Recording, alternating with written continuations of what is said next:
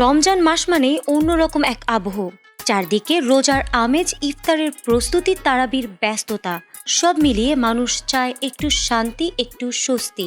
বিশেষ করে শিক্ষার্থী আর অভিভাবকদের জন্য এই সময়টা অনেকটা আলাদা। রোজার ক্লান্তির মধ্যে সবাই যখন একটু স্বস্তি চায়, ঠিক তখনই স্কুল খোলা রাখার নোটিশ ঘিরে শুরু হয় আলোচনার সমালোচনা।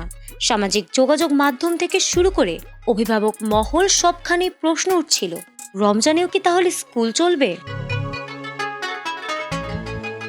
রোজার সময়ে শিক্ষার্থীদের শারীরিক কষ্ট ও মানসিক চাপ পড়ে যায় বেশি, তাই সবাই চায় এ মাসে ছুটি মিলুক। কিন্তু সার্বিক পরিস্থিতিতে অনেকে ভেবেই নিয়েছিলেন হয়তো এবার আর ছুটি মিলবে না, পূর্বের মতো ছুটির সিদ্ধান্ত আর আসবে না। এই বিতর্কের মাঝেই যেন বিষয়টি পৌঁছে যায় আদালতের দোরগোড়ায়। রিট আবেদনের মাধ্যমে হাইকোর্টে স্কুল বন্ধ রাখার দাবি জানানো হয়। রিটে বলা হয়, বাংলাদেশের প্রায় ৯৮% মানুষ মুসলমান এবং রমজান মাসে শিক্ষার্থীদের রোজা রাখা ও ধর্মীয় অনুশীলনের কারণে বিদ্যালয় খোলা রাখা তাদের জন্য চাপের হয়ে দাঁড়ায়। তাই ঐতিহ্যগতভাবে রমজানে স্কুল বন্ধ থাকার নিয়ম বজায় রাখার দাবি জানানো হয়। তবুও যেন স্বস্তি মেলেনি কোমলমতি শিক্ষার্থীদের। তাদের ধারণা ছিল এবার আর আগের মতো ছুটির সিদ্ধান্ত আসবেই না। কিন্তু সব জল্পনার অবসান ঘটিয়ে যেন নতুন নির্দেশনায় স্পষ্ট অবস্থান নিলেন আদালত। হাইকোর্ট নির্দেশ দিয়েছেন, পুরো রমজান মাসে সরকারি ও বেসরকারি নিম্ন মাধ্যমিক ও মাধ্যমিক বিদ্যালয় বন্ধ রাখতে হবে।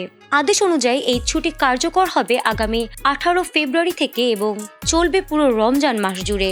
আদালতের পর্যবেক্ষণ অনুযায়ী রোজার সময়ে শিক্ষার্থীদের শারীরিক কষ্ট ও মানসিক চাপ বিবেচনায় নিয়েই এই সিদ্ধান্ত এসেছে। এছাড়া আদালত সংশ্লিষ্ট কর্তৃপক্ষকে প্রশ্ন তুলেছেন, কেন স্কুল ও মাদ্রাসার ছুটির সময়সূচি আলাদা হবে তা ব্যাখ্যা করতেও বলা হয়েছে। রমজানের পবিত্র সময়কে আরও সহজ ও স্বস্তিদায়ক করতে স্কুল ছুটির বিষয়টি সামনে এসেছে আদালতের নির্দেশনায়।